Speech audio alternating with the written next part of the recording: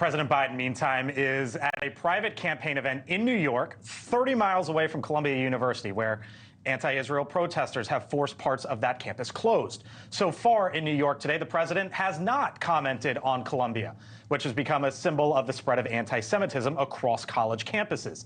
Donald Trump addressed the protests after walking out of court this afternoon and made this comparison. We're having protests all over. He was talking about Charlottesville. Charlottesville was a little peanut, and it was nothing compared, and the hate wasn't the kind of hate that you have here. This is tremendous hate. Okay, Mick, why, tell us why he goes there. Because he saw Biden's comment the other day about how there's bad people on both sides, and he's trying to draw distinctions between how Biden didn't exactly say bad people on both sides. He said, I condemn this, and I also condemn the other folks at the same time. Yeah. So it's been referred to as his both people on either side moment. I think he's trying to simply move the attention back on Joe Biden and get it off of him. This is actually rare because ordinarily Trump wants to talk about himself, as you see right there. That is way off message for him, right? If I was politically, I would not want to bring up the worst day of my presidency, right? That was the worst day of his presidency, and he had a lot of bad days. January 6th was January 6th was, yeah, absolutely. And neo-Nazis marching in the street, and Heather Heyer being murdered, literally driven over. Right. I don't think that this is the moment you want to be prepared. I wouldn't be bringing that up. Is it trying to shift the attention to Biden, or what's going on? Because to be clear, yesterday I witnessed the Speaker of the House, Mike Johnson, go to Columbia University, meet with Jewish students, stand on the steps, give a speech, take questions from reporters.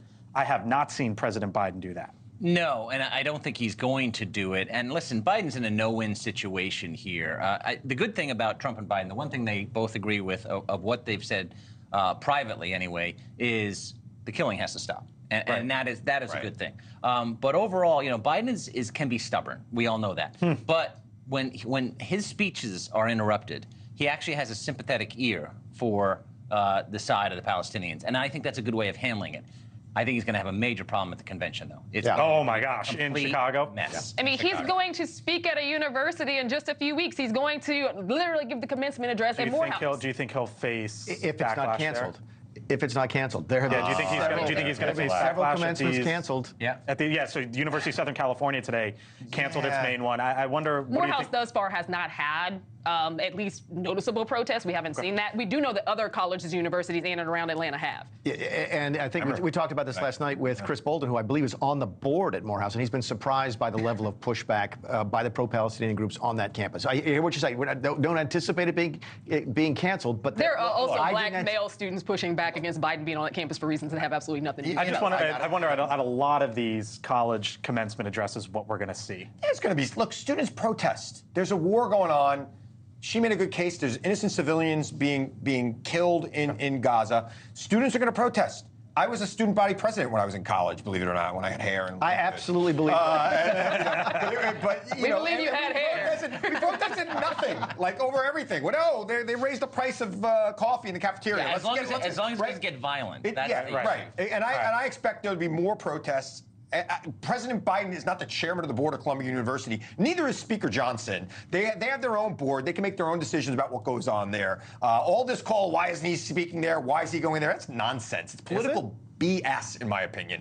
I'm on a college board. These are very difficult decisions for people on college campuses. They don't need outside agitators like Speaker Johnson coming onto campus and making it worse, which is what he's doing.